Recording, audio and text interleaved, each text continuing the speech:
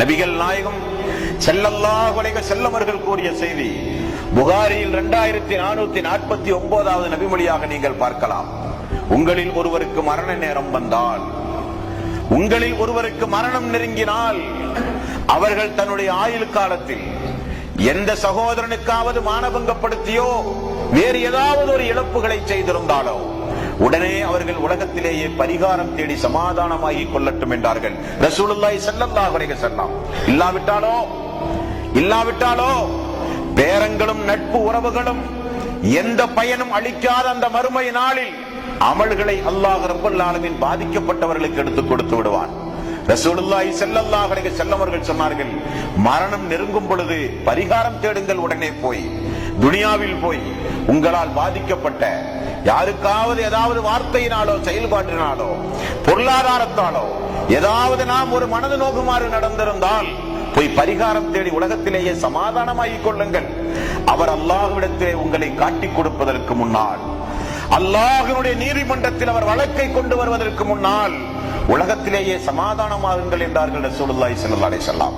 சமாதானம் ஆனார்கள் அல்லாஹ்வுடைய ரசூல். திங்கட்கிழமை அல்லாஹ்வுடைய ரசூல் மரணிக்கக்கூடிய அதே நாள் நபிகள் நாயகம் ஸல்லல்லாஹு அலைஹி வஸல்லம் ஃபத்ல் இப்னு அப்பாஸ் அவர்களுடைய தோளில் கை வைத்து சாய்ந்தவர்களாக சிவப்பு துண்டை தலையிலே கட்டிக்கொண்டு அல்லாஹ்வுடைய ரசூல் மக்கள் மத்தியிலே ஆற்றிய ஒரு உரை, வரலாற்று சிறப்புமிக்க ஒரு உரை.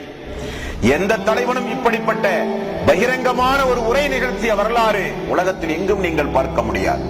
நபிகள் நாயகம் ஸல்லல்லாஹு அலைஹி வஸல்லம் மக்களை பார்த்து இறுதி நேரத்தில் அந்த உரை நிகழ்த்தி அல்லாஹ்வுடைய ரசூல் வீட்டுக்கு சென்று திரையை தொங்க விட்டார். அதுதான் நாங்கள் பார்த்தது கடைசி என்றார்கள் சஹாபாக்கள். அப்படிப்பட்ட நேரம் நோய்வாய்ப்பட்டு படுத்த படுக்கையாக கிடக்கிற அல்லாஹ்வுடைய ரசூல் ஃபத்ல் இப்னு அப்பாஸ் அவருடைய தோளில் சாய்ந்தவர்களாக மக்கள் மத்தியிலே ஆற்றிய உரை, நான் ஏன் வந்திருக்கிறேன் தெரியுமா?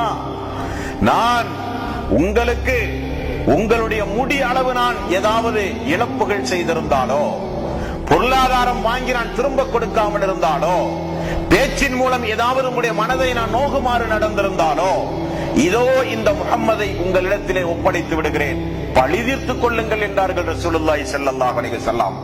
பழிதீர்த்துக் கொள்ளுங்கள், அல்லாஹ்விடத்திலே போய் என்னை காட்டி கொடுத்து விடாதீர்கள். என்ன வார்த்தை! பழிதீர்த்துக் கொள்ளுங்கள் என்னை நீங்கள்.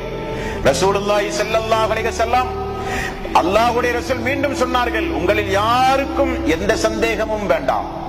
அல்லாஹ்வுடைய ரசூலை பழிதீர்த்தால் அவருடைய கோபத்திற்கும் வெறுப்புக்கும் ஆளாகுவோமோ என்றும் நீங்கள் நினைக்க வேண்டாம்.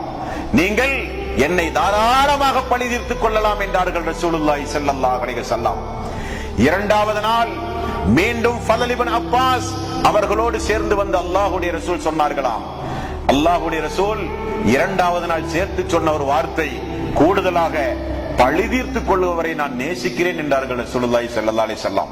பழிதீர்த்துக் கொள்பவரை நான் நேசிக்கிறேன் என்றார்கள் அல்லாஹ்வுடைய ரசூல். என்ன காரணம்? மரணிக்கும் பொழுது கொஞ்சம் ஆசுவாசம் வேண்டும். யாருக்கும் எந்த துரோகமும் செய்திருத்தல் கூடாது.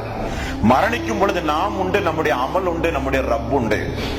நம்மை மறுமை நாளில் அவன் வந்து பேப்பானே, மறுமை நாளில் இவனுக்கு பதில் சொல்ல வேண்டுமே, மறுமை நாளில் நம்முடைய நிலை என்ன? எந்த வகையான ஒரு பதட்டமும் இல்லாமல் இந்த கண்ணை கொஞ்சம் ஆசுவாசமாக மூட வேண்டும்.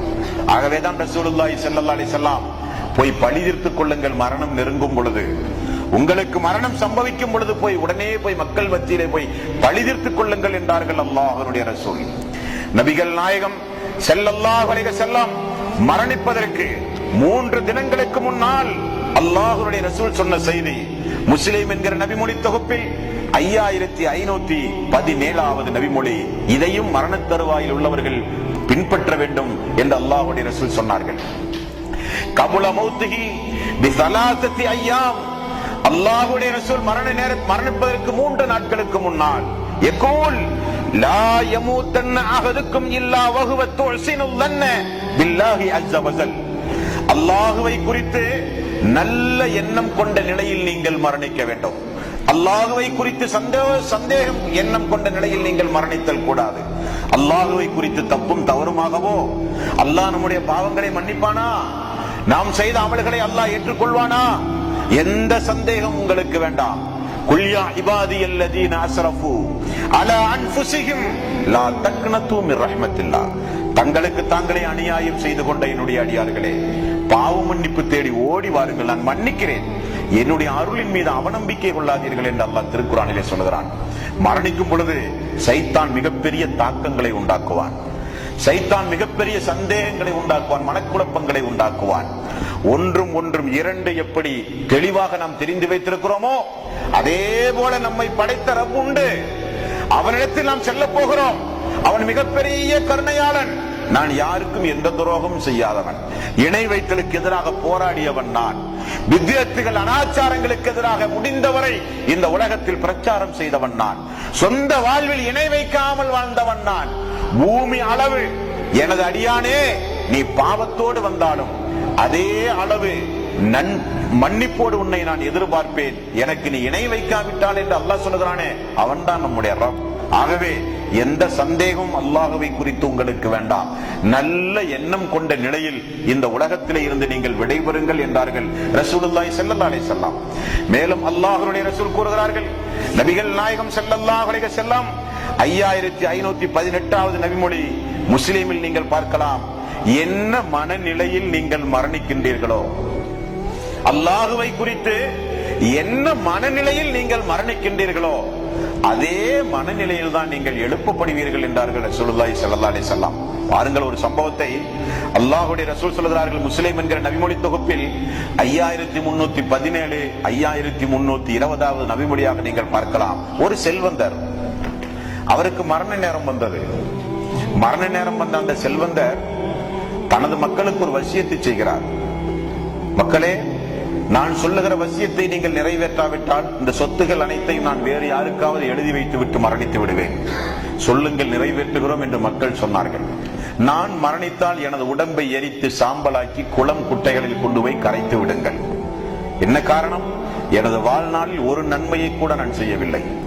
இதே நிலையில் இந்த உடம்பு அல்லாஹ்விடத்திலே கிடைத்தால் நரக வேதனையை ரப்பல் ஆலமீன் தருவான், அதை என்னால் தாங்க முடியாது என்று சொன்னார். மக்கள் வசியத்திற்கேற்ப குளம் குட்டைகளில் கரைத்து விட்டார்கள் அவருடைய உடலை. அல்லாஹ் தஆலா இந்த பூமிக்கு கட்டளையாக பிறப்பிக்கிறான்.